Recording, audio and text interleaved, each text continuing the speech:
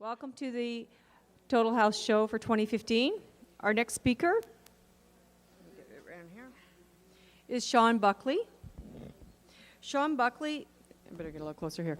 Shawn Buckley is a constitutional and criminal lawyer with expertise in the Food and Drugs Act and regulations. He's the president of Canada's Natural Health Products Protection Association, NHPPA, a non-profit organization devoted to protecting Canadians' access to natural health products. In 2010, the NHPPA launched its three-part action plan to focus attention on Canadians' constitutional rights. This plan includes the Charter of Health Freedom. Please join me in a warm welcome for Shawn Buckley. Thanks. Can I ask you to turn your cell phones off?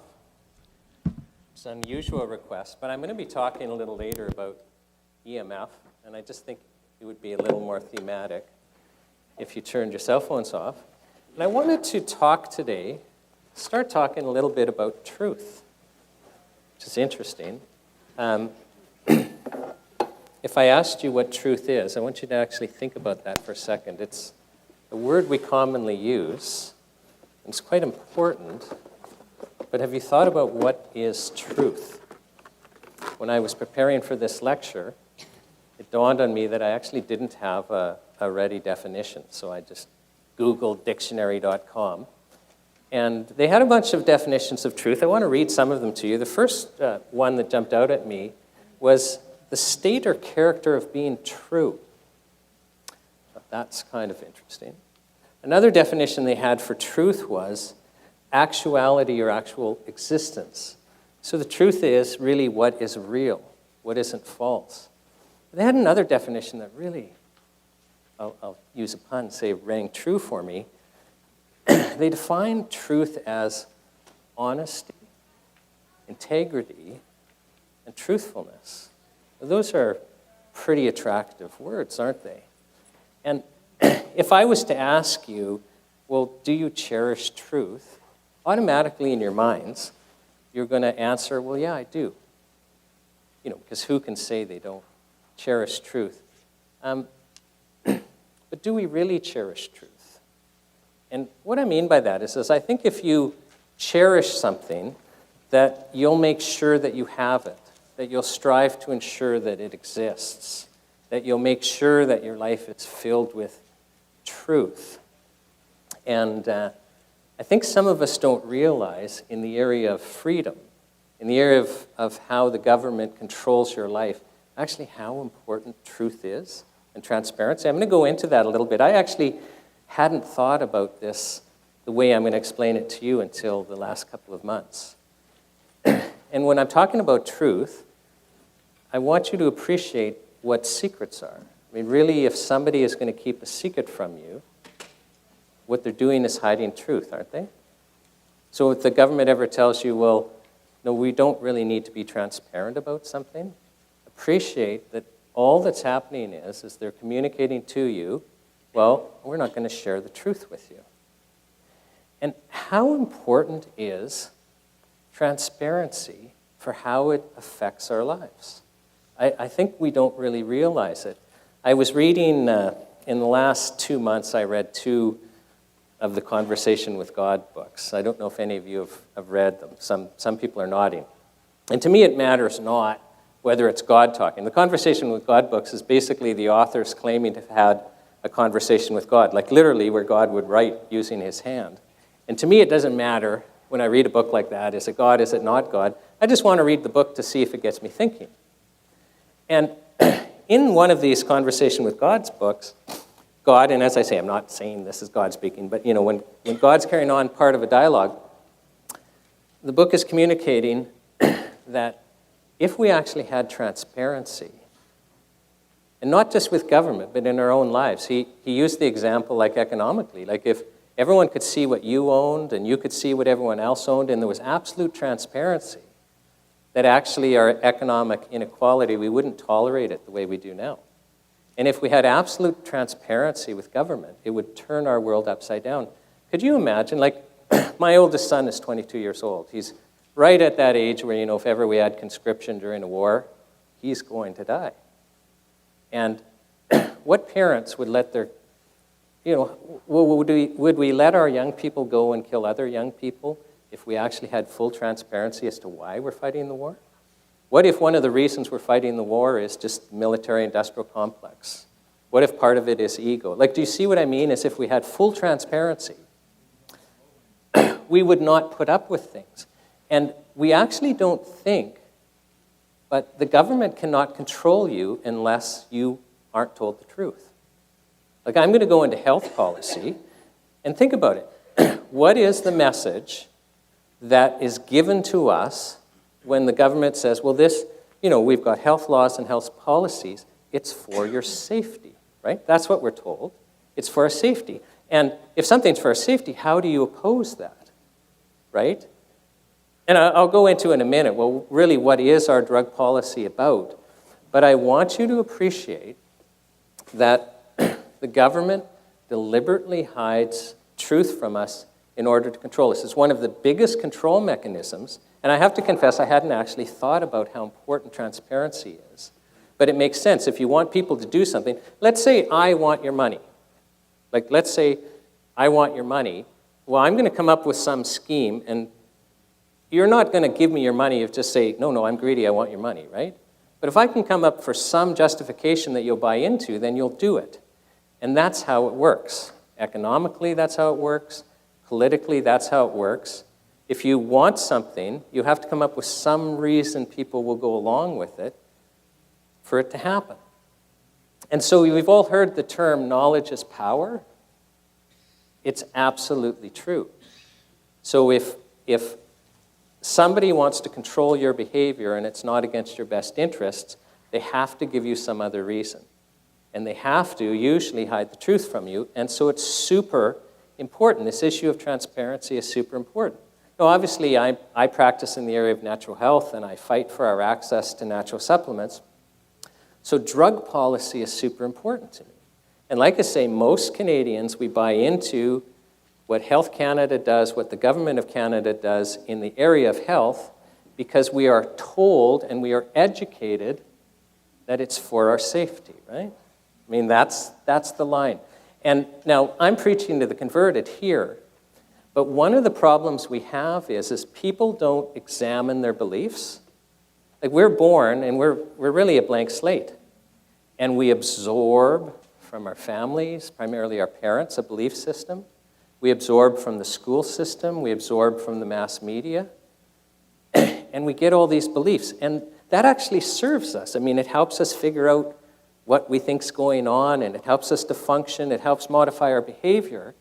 But when you reach a certain age, and we're not taught to do this, okay, but start examining your beliefs, because most of our beliefs aren't ours. They've been given to us.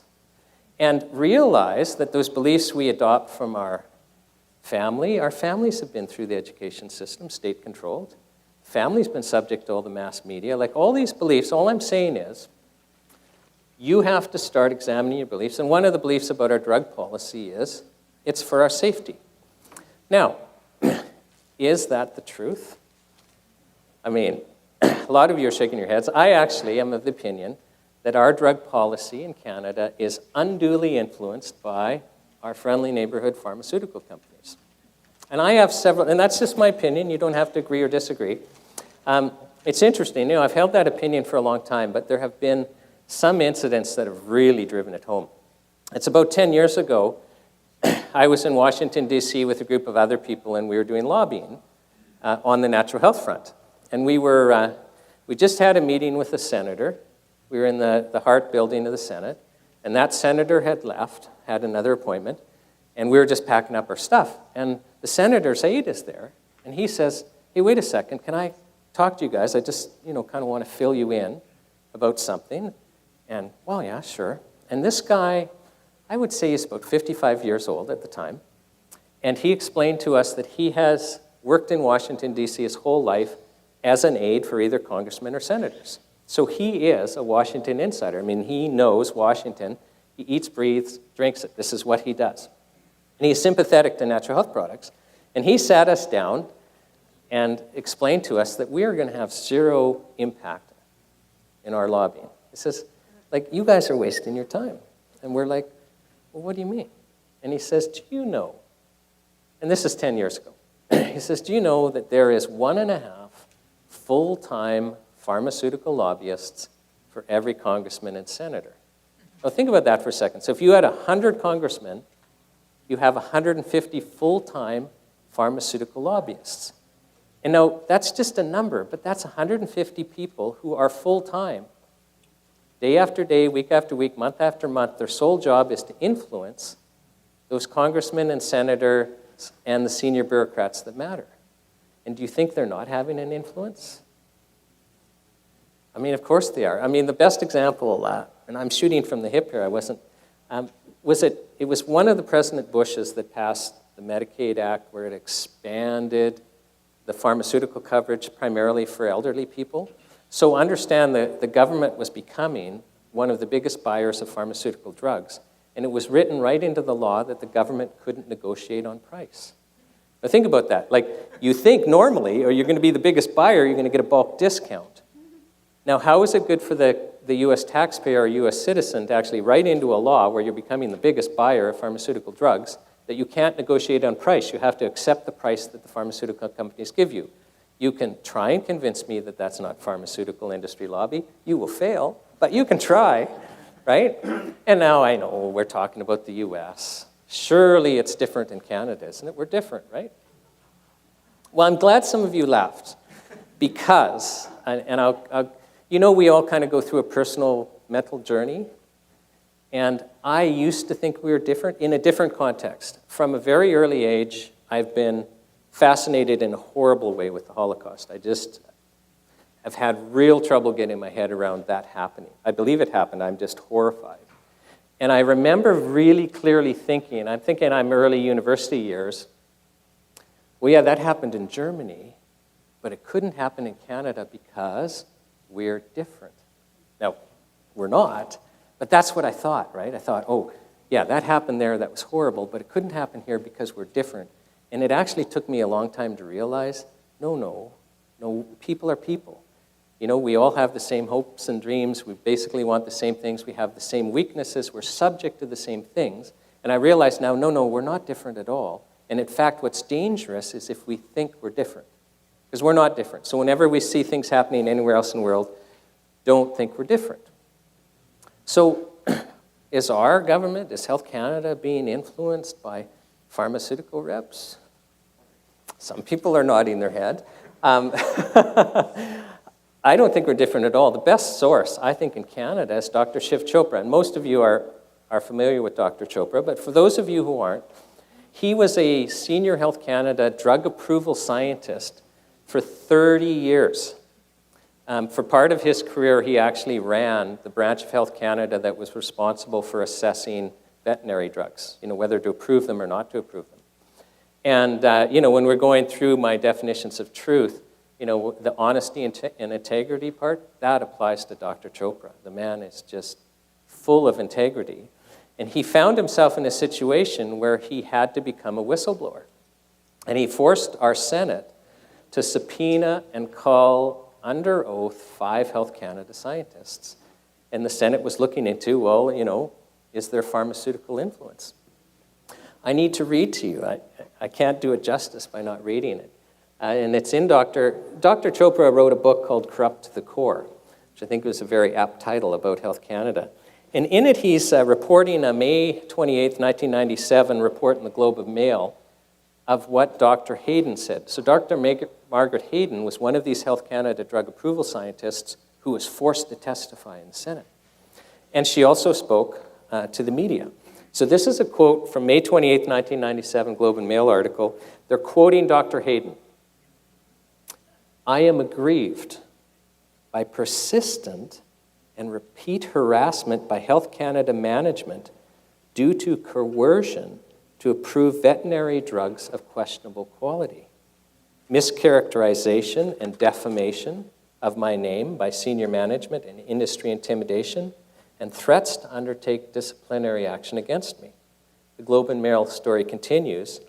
The reviewer described a pattern since the early 1990s of requests being made by managers to change decisions, verbal threats of lawsuits, and drug evaluations that were taken away from her and given to others in the department in the hope of a more favorable decision. She quoted, listen to this, "It's an obvious pattern to me now.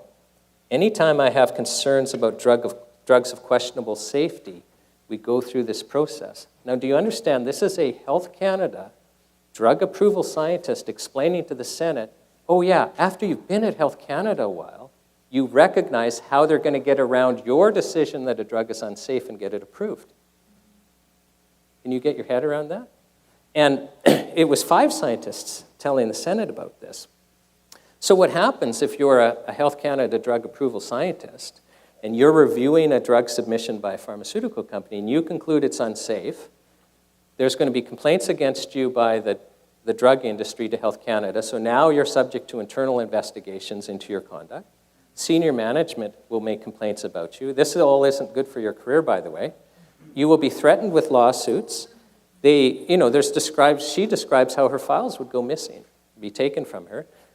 Some would be officially given to other drug scientists to see if they would come up with a more favorable decision. And if they didn't, then the trick is the management, and Dr. Chopra explains vividly in his book how the management are not doctors and are not qualified to be making these decisions.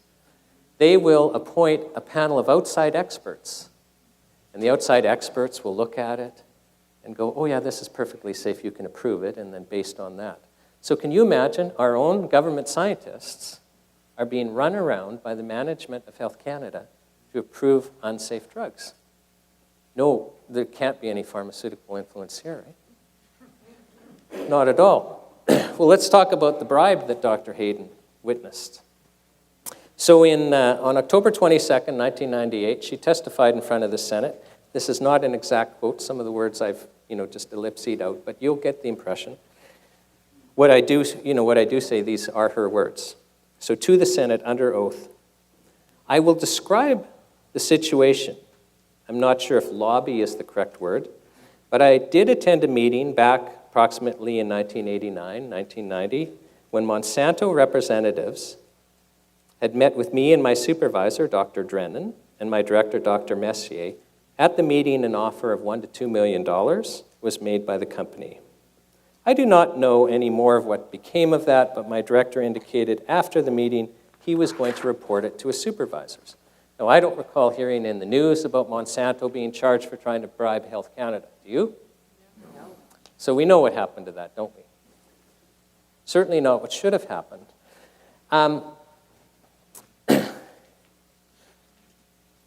It's not fantasy. That's the scary part about this. It's like, because Dr. Chopra actually records in his book how Health Canada, after some of the testimony, actually had to shred some of their files. So it was a big file shredding frenzy, the whole thing. It almost reads like a spy novel.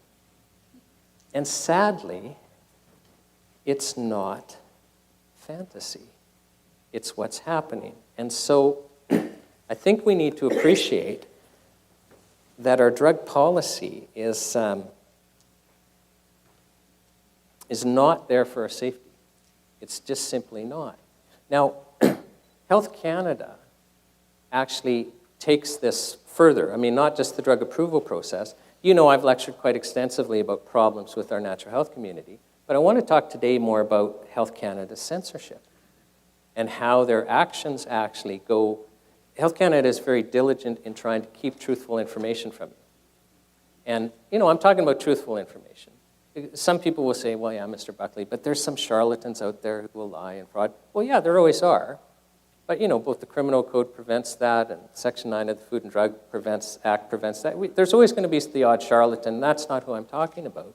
But I'm talking about your ability to access truthful information, whatever that is.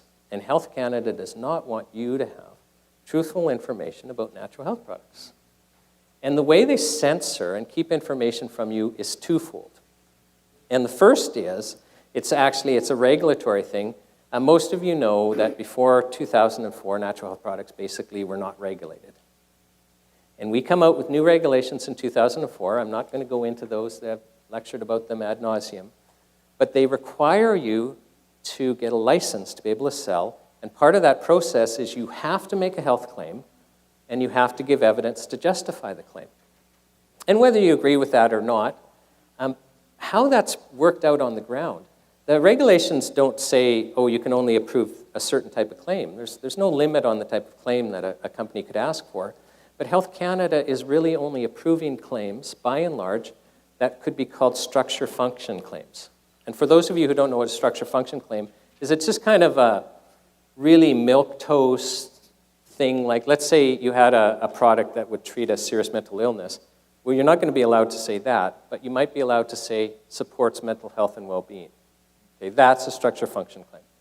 And I'll use mental health just to make an example. And I often talk about True Hope just because I've acted for them several times. But in this case, it's also apt because as far as multi-ingredient natural health products go, there's more research on that one than any other one I know of in the world. Last count, 26 published studies, all publicly funded, primarily by universities. They have a product, and the research shows for bipolar, major depressive disorder, ADHD, for some people it just works effectively well. I had a trial. They were charged by Health Canada with selling this product without a license. And the funny thing was they were charged back in 2003, and back then you couldn't get a license for a product like this. Like, the whole industry was illegal, 50,000 products. Why did they single this one out to charge? Because they hardly ever charge anyone. Well, the reason really doesn't matter. I mean, I think the reason is just it was challenging pharmaceutical profits. But that's just my opinion. But in any event, I called a number of witnesses at that trial who, well, one, she explained to the court she was the person that would trash psych wards. Like, these are people who had such serious bipolar that basically they'd be completely suicidal, they would get involuntarily committed to psych wards, they'd be put on drug cocktails that would just absolutely dumb them out, and even by the time they were released by the hospital, they'd have to be fed like babies, and they'd have to be showered by adults because they couldn't do anything, and then after the body's acclimatized to the drug cocktail, they would have, it's called a breakout, and they become suicidal again, back to involuntary committed. That's their life. And their lifespan is about 5 years once you're at that point. You're going to commit suicide. Like, if this room was, if we were all in this condition and we had a 10-year reunion, how many are going to be here, Ian? 2, 3? So my point is, this is a very serious thing. These people had come across this product, and they'd gotten well. And when they came across the product, the company was absolutely upfront, because these were the beginnings. I mean, people knew there was no research or what little research there was at the time. Company absolutely upfront. But they, fully informed, decided, and some of them, it's life and death. In fact, at that trial, I called the Ron Lajeunesse, who had been the president of the Alberta branch of the Canadian Mental Health Association. He told the court about suicides when the product was taken away from Health Canada. So when I say it's life and death, you have to know I was actually inviting a court based on the evidence to conclude that Health Canada caused deaths on their file. Okay? Now, let's say you're this lady who I called as a witness who, would be, one of the people that would trash psych wards. You haven't come across this product yet. Statistically, you're not going to be alive for long, and you come across this product, and all you see is Health Canada's approved claim, supports mental health and well-being. Do you know what you're going to do? You're going to put it back on the shelf and keep looking, aren't you? Because you're not being told the truth about the product. And do you see where this censorship fits in, don't you? This is the point I'm trying to make. See, she actually needed to be told what the product is for, the limitations, where we are in the research. I mean, we're not talking about being deceptive, but Health Canada doesn't want companies to tell you the truth. They want to limit you to this very minor structure-function claim. And do you understand the problem here? The other way that Health Canada limits and censors is to, not just in the approval of the type of claim that they'll approve, but they don't want you to have any evidence beyond that claim, and they definitely don't want you to have any anecdotal evidence. And we're kind of trained, it's part of our inherited belief system, anecdotal evidence isn't that powerful, you should ignore it. But the curious thing, and if you run across an honest doctor, they'll fess up to this, is by and large, they rely on anecdotal evidence more than anything else when making treatment decisions and prescribing the chemical pharmaceuticals to you. And the best example of that is really off-label use. Do you know what off-label use is? Okay, so off-label use is where a doctor prescribes a drug for you for a condition that it hasn't been approved of by Health Canada.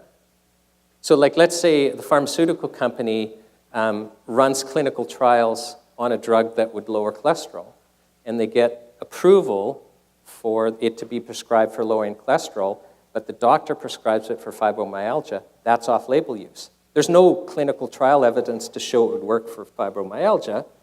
There's only clinical trial evidence to show that it works for lowering cholesterol. So that's off-label use. And it's actually very difficult to get statistics on off-label use. I was kind of searching around. In my mind, I just think, based on my kind of cumulative reading, a little over half of our prescriptions are off-label. The Senate looked into this in 2014 and came out with a much lower figure for adults, although I looked at their methodology and I didn't think it very persuasive. But they did say for children, we think it's 73% of prescriptions. So when the doctor writes a prescription for your child, if the Senate report is accurate, 73% of the time, your child is being given a prescription for a purpose for which it has not been approved for children by Health Canada. Okay?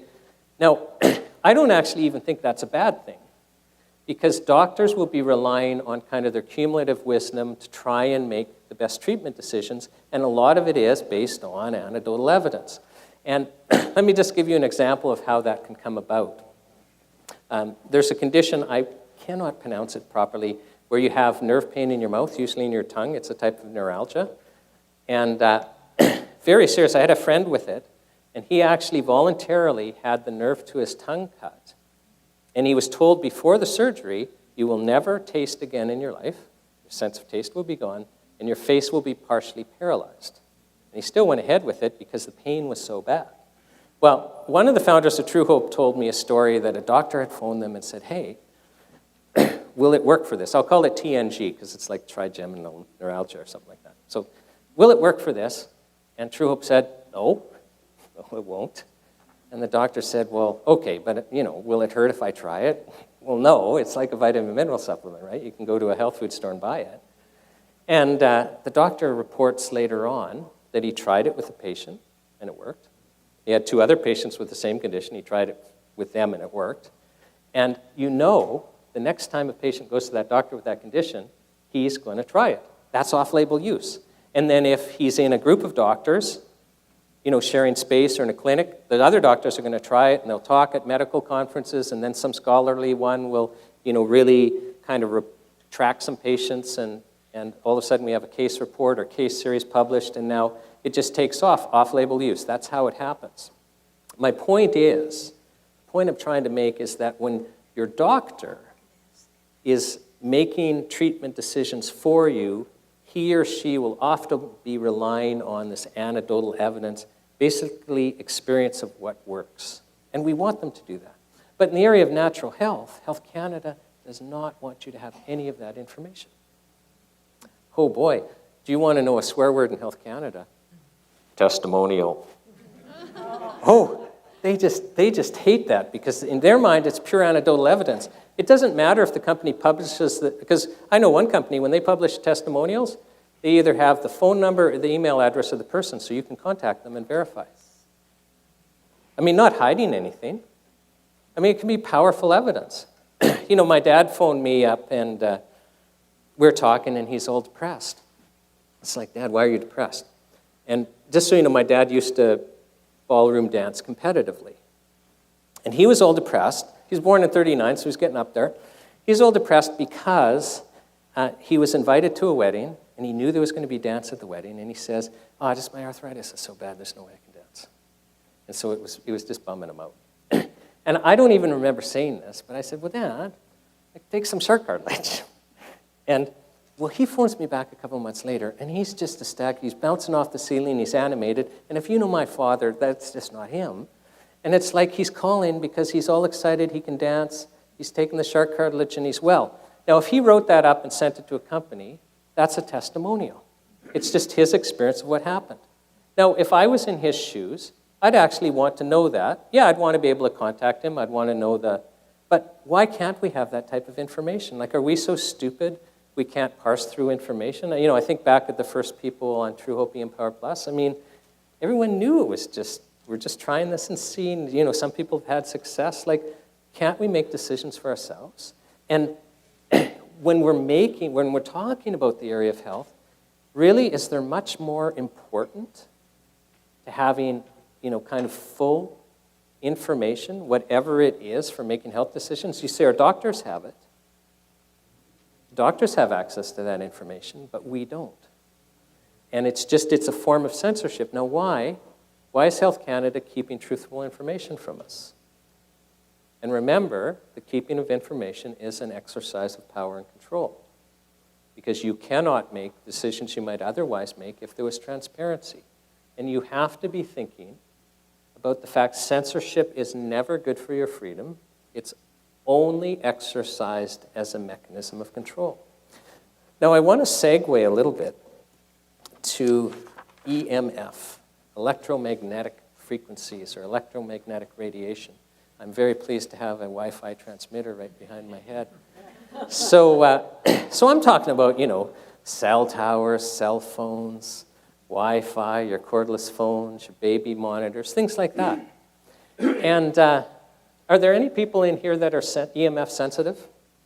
Okay, so you know what I'm talking about. Like, I can't use a cell phone. It's funny, I was in here to watch Dr. Rona earlier. He was speaking just before me, and I'm sitting at the back, and I all of a sudden become aware, okay, I'm not feeling very good. I must be close to Wi-Fi. It's right there. I was like 10 feet away from it. So now, the jury will say that, well, we don't really know that this is safe or unsafe. And let's say that's the case. Like, I'm mindful that about 80% of the independent research shows there's a huge problem with EMF, but the industry research doesn't really show that. Surprise, surprise. But what's interesting about EMF, and what fascinates me about it, is that we've moved away from the precautionary principle, where the government's become somewhat adversarial on this. And let me explain to you what I mean by that, because we, in the past, when we weren't sure if something was safe or not safe, the government would try and be cautious and say, look, we're not sure about this, but because it's a potential health risk, shouldn't we be cautious? Like, smoking's the most obvious example. Like, remember, those of you who are older will remember when doctors used to actually recommend that patients smoked because it was good for your health. Okay? Fact, true fact, right? So doctors used to recommend you'd smoke, and then some evidence started coming out, maybe it wasn't good for you, and there was public debate for a long time, but the government, long before, would pass laws, so that if you were not a smoker, you didn't necessarily have to be exposed to it involuntarily as a precaution. Same with the asbestos debate. The last time we had the most recent scientific debate, this may be bad for you, it may not, is silicone breast implants. Now, that was something where the government really didn't have to, kind of exempt those of us that didn't have them. But my point is usually the government would take a precautionary principle, but what I find so fascinating about EMF is that in the case of smart meters, it's actually the government imposing the danger on us. And do you know what the safety standards are for stuff like cell phones and Wi-Fi? Will it burn human flesh? Well, of course it's not going to burn human flesh. But that's the standard. They're actually not looking in, well, are these pulse signals? I mean, independent research shows it breaks up DNA. You have human cells, you turn Wi-Fi on, they go into full stress mode as if they're being attacked by a chemical or anything else. Like, nobody looks into that. Does it burn flesh? And nobody looks into, okay, well, we'll approve this Wi-Fi at this strength, but what about when your neighbor puts Wi-Fi in? And your other neighbor, and you're in an apartment building, and you turn on your laptop, and you've got 100 Wi-Fi signals hitting you. The smart meters they put on, the city of Kamloops where I live put in water smart meters. I read the technical specs. Each meter has to be readable 2 kilometers away, right? So let me tell you, so they put in smart meters in Kamloops, and I get a call from a lady named Louise, because my law firm just attracts people that have health problems. Louise was 75 when she called me. This is about 2 years ago. And she had lived in her house for 33 years. They'd raised kids there. She still lived there with her husband. And even though she was 75, she was extremely healthy. So gardening, She was avid tennis player, would play tennis 3 or 4 times a week. Absolutely healthy, no health problems. The day they put in smart meters in her neighborhood, she became completely disabled, absolutely disabled. The city disconnected hers, but it didn't matter because, as I say, 2-kilometer range. And so she could hardly sleep. The sleep she did get would have to be in the basement. She will never again sleep in her bedroom. And they don't have the financial resources to move out of town, to be away from the smart meters.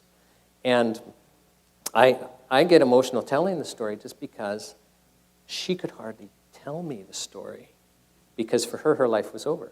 You might as well have sent her to a labor camp in Siberia where you're going to have 0 life, and she couldn't get over the fact it was being imposed on her by the government.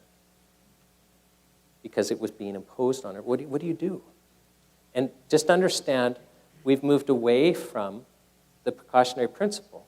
And I think it's another form of corporatism. Like when I'm talking about our drug policy earlier, when I say I think we have undue influence by pharmaceutical companies, that is corporatism. Is everyone familiar with the word corporatism?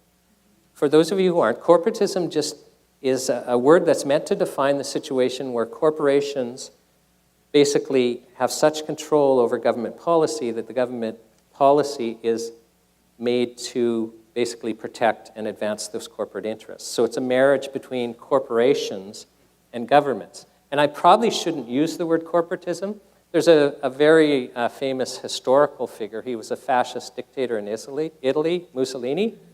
He explained corporatism really isn't the right term. When you have that situation, you should call it fascism. Ooh, I just sense some denial here. You see, because as Canadians, and remember I told you we have to examine our beliefs. Isn't it preposterous that I could suggest that maybe part of our government policy could be described as fascism? Because most of us are taught we're different. Most of us are taught this is a free, democratic society. They haven't read our Constitution. We're fed that this is a great nation, that we're different. And the idea that somebody like me could even imply that our policy could be described as fascism is somewhat alarming, and well, this guy's being a little sensational. But I think we need to get back to, you always have to examine your belief and always pay attention. I mean, when Dr. Hayden is talking about bribes, when Dr. Hayden is talking about how, oh yeah, when a drug's unsafe and I'm not going to prove it, I know how it's going to get approved around. I think you have to start asking yourself, wait a second, could we be in a situation where there's undue government control in the area of health? And I would suggest also in the area of this EMF that we're in the same situation. So this abandonment of the precautionary principle is quite something. I also want to talk a little bit about Bill C-51. Is everyone familiar with that? It's been in the news, and I have to be careful when I talk about Bill C-51, because remember about 8 years ago, there was a bill called Bill C-51 to amend the Food and Drug Act, and we had led it, been part of a big campaign against that. I'm not talking about that. I'm talking about the current Bill C-51, which the House of Commons has passed, and it's now before the Senate. And this bill creates a couple of other bills. The first bill it creates, and listen to the title, Security of Canada Information Sharing Act. Now, if they had left out the first part and called it the Information Sharing Act, that would be a really appropriate title, because it is about sharing information. It basically outlines a whole group of government bodies and agencies that can share your information. And the definitions of the act of what's covered is so broad that I have real difficulty trying to figure out what information can't be shared, and then information can be shared, just even look to see if there's a problem. It's very safe to say that as far as the Government of Canada, all these groups listed in the Act, you have zero privacy now. And remember, knowledge is power, right? But if the government has the knowledge and you don't, it's power over you, not the other way around. So this Act is just absolutely extremely broad in sharing information. It also creates another act that actually forces the airlines, the Secure Air Travel Act, forces the airlines to share all of the information that you have to give them when you book, who you are, your name, your birth date, where you're going. And some of you might say, you know, well, who cares? I'm not doing anything wrong. I don't care if the government knows where I'm going. And this is part of our education again. Because I know my father's generation, to them, a police state was the police knowing where you're going. That's the purpose of roadblocks. That's the purpose of checking your friggin' papers. Well, it's also to intimidate. But that's what police states do, is they keep tabs on their citizens. You see, freedom isn't consistent with the government having total knowledge about you. But they've got to do this. I mean, even, you know, a historical example, social insurance numbers. People were upset that the government was going to give us a number. And that's why in that act, to this day, you don't have to give your social insurance number unless it's connected with employment. Even though a whole bunch of other people will ask for it, I routinely say no. And it's right in the law, I don't have to, because that generation was concerned even about being given a government number. I promise you, none of my kids' generations are concerned about being given a government number, and most of them won't be concerned about the government, airlines having to tell the government where they're going and when and why and when they're returning. It's an absolute loss of privacy, and you know, I love the term secure Air Travel Act. That's kind of like, you know, Security of Canada Information Sharing Act. I actually, you know, was thinking that I should propose a law that actually would be safe. And that is it should be illegal for the government, anyone in the media, to use the word safe or safety or anything that implies that when promoting a piece of legislation. Because that's how we lose our freedoms. They create fear, and we have to give our freedom away to be safe. This new Bill C-51 makes a whole bunch of amendments to the criminal code, and they're the ones that are primarily getting people upset. Basically making it an offense to promote terrorism. And automatically, I can feel it. Some people are going, yeah, but we don't want people promoting terrorism, do we? Well, no, we don't. But are we so fragile as I was going to say democracy, but we're not. Are we so fragile as an elected autocracy, as a Western nation, that we can't have people promoting terrorism? Because what they're worried about is, you know, some people going and fighting for ISIS or some other group, right? Now, that's not illegal right now. We have to make it illegal, okay? Are we falling apart right now? Well, are we really? Let's think about this for a second. If we pass this law, for those very few people that are actually going to go, let's use ISIS as an example. Are we going to stop anyone who's ideologically committed to going there from going there? The websites are just going to switch to other countries, and people are they're going to stop using email and stuff like that. Like, is it going to make a bit of a difference? But it's drafted so widely that, you know, civil libertarians and lawyers are concerned that almost any speech going in those areas could be a criminal act. If this law passes, I would recommend that, you know, if you're emailing family members or close friends and you're having a discussion about topics like ISIS, that you stop doing that. And that you never use a word like terrorist or bomb or anything like that in your communications, because they're being watched. And you might be charged. And I'm getting mad here and raising my voice so that you're paying real close attention. Do you want to have to start worrying about your emails and your telephone conversations? Is that what you want? Is that going to make you safe, instead of when somebody's promoting terrorism saying, that's bullshit, I disagree with that, don't go do that, which is what we do now. Like, are we so fragile that we have to make it a crime for people to promote things that we don't want, that we disagree with, that are dangerous? You see, because I don't want to be worrying about what I say in an email. I don't want to be worrying about what I say on the phone. I'm reading a book right now called Life and Fate. Has anyone read it? Who? Life what? Life and Fate. It's written by Vasily Grossman, 2 S's. Mr. Grossman was a Soviet war correspondent. So when the Second World War started, he, you know, was a correspondent when Germany rolled halfway across Russia. He was at Stalingrad reporting on the Battle of Stalingrad. And then, you know, when the Soviet forces rolled west again, he was the very first war correspondent to report on a death camp. And he writes this novel, and he submits it to the KGB, and then the KGB come to his house and seize it, and search his house and make sure there's not a scrap of paper connected to this novel. And they tell him this novel is too important to be published for a full 100 years. He dies in 1964, never thinking the novel will be published. Somebody makes a copy and sneaks it out to the West, and it's published in the West in the late 60s. So, but what's fascinating about it, it's about kind of the war and the siege of Stalingrad. But one of the things it does is just drive home how terrified people were to talk. Because if you said anything against the state or communism or Stalin, you would end up in a camp. And so, for example, like in one of the scenes in the book, there's a couple of soldiers in Stalingrad, and the Germans are just bombing the bejesus out of the building. They don't think they're going to make it out alive. And they're having a frank conversation. And then they live, and they're both like terrified afterwards. Oh, is Buddy going to talk about what I talked about? Because if he does, I'm going to a camp or I'm getting shot. And, there's this one scientist where the institute he's at denounces him because his theories don't fit with the communist Stalinist theories. And so it's just he thinks it's a matter of time before he's arrested and interrogated and eventually sent to a camp or shot. And his friends stop calling and stop dropping by. And when he walks down the street, no one will make eye contact because everyone's afraid.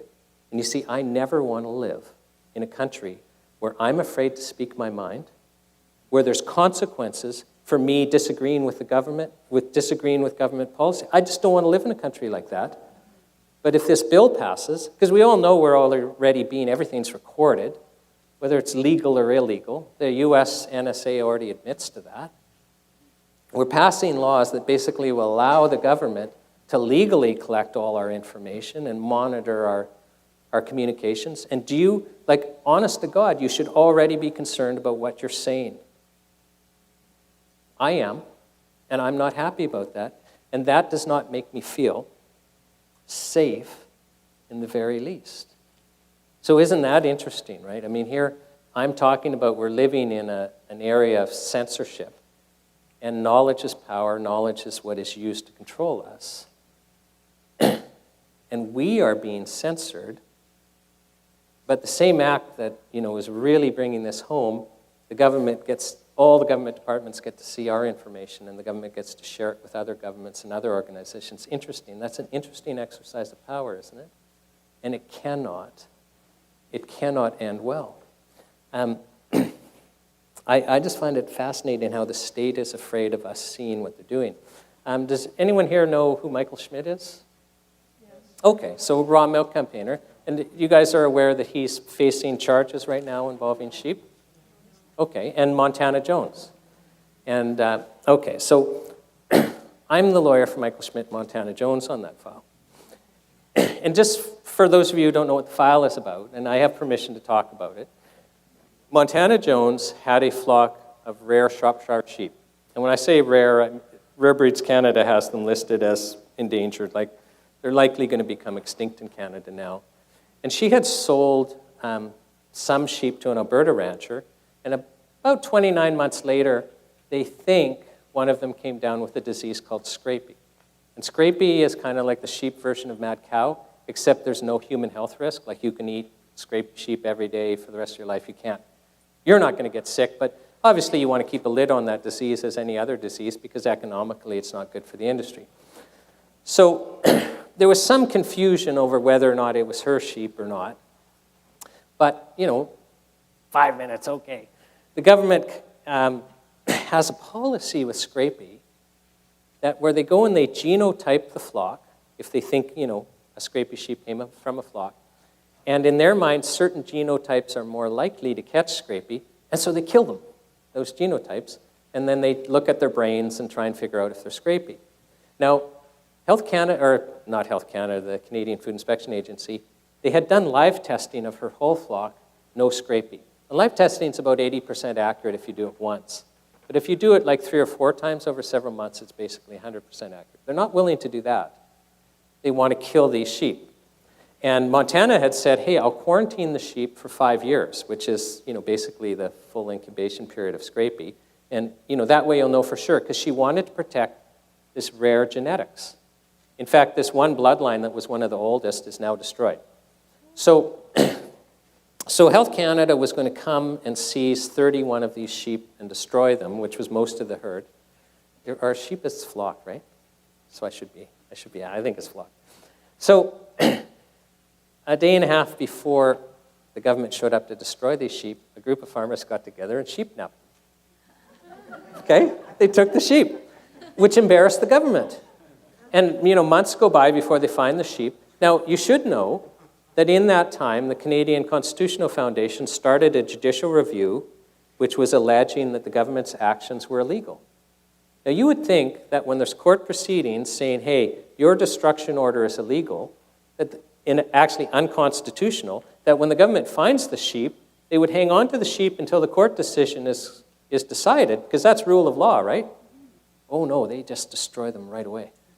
Just bang. So those genetics are gone. And then they charge, anyone that they could figure out was involved with, obstructing justice and transporting quarantined animals and anything else they could think of.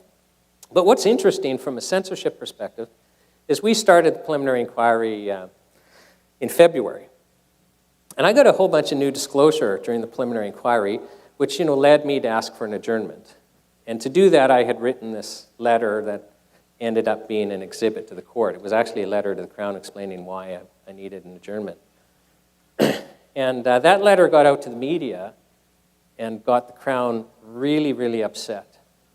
I mean, they're kind of, I would say, threatening me with lawsuits and saying I was unprofessional. I didn't leak the letter, by the way, just in case anyone's wondering. I don't know how it got out.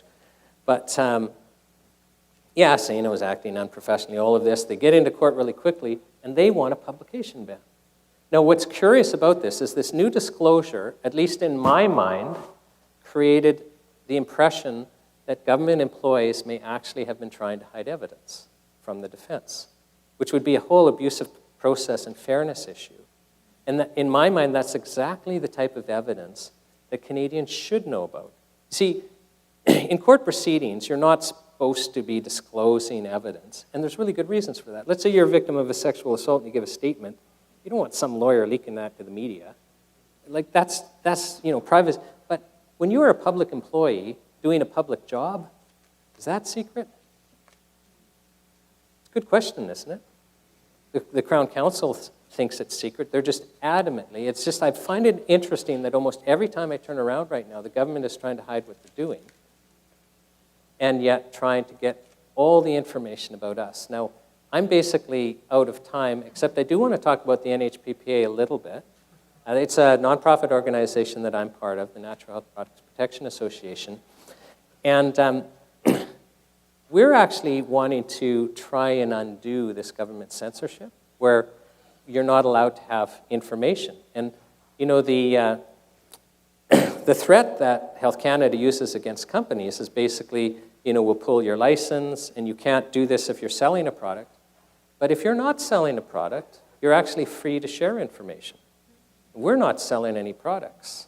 And so if we can get the financial backing to do it, we want to actually create, a web domain where people can be posting their experiences and companies can be posting the research on, because right now there's really no place where people can go to try and get all this research. And we were kind of knocking our brains saying, well, we see a problem, there's a super health risk here. How on earth do we go about trying to undo that so people can actually have truthful information? And so if you don't know about the NHPPA, we're in booth 208. I'm going to go there right after the lecture. And if you can give us some financial support, we'd really appreciate that, because actually, we pay our own way coming here and doing that. We like to at least cover our costs. But also, if you can give us your email address, whenever there actually needs to be action, like letters written to MPs or calls made, things like that, we've got a whole database. We actually slot you in to your riding. There's 338 ridings. And we slot you in, in case it has to be MP specific. But we want to have an army there when we do, and we don't ask for action often. But, if you want to be plugged into a group where if we do need action, that we can plug you in. If you haven't already given us your email address, please do so. And as I say, we're very excited about this idea of trying to undo this censorship, but it's going to be quite onerous. And in any way you can support us, we'd certainly invite you to do that. So I'm going to go to booth 208 because I'm out of town, and there's actually another workshop in here right away. But I'd be glad to answer any questions and talk to you about what we're doing. Thank you for coming.